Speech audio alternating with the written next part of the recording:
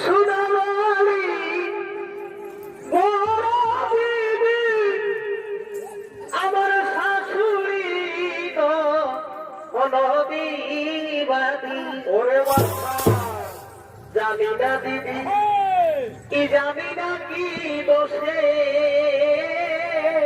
কি হলো রে বাচ্চা আমাকে দেখে সবাই ভাসুরের পাড়া ঘুষে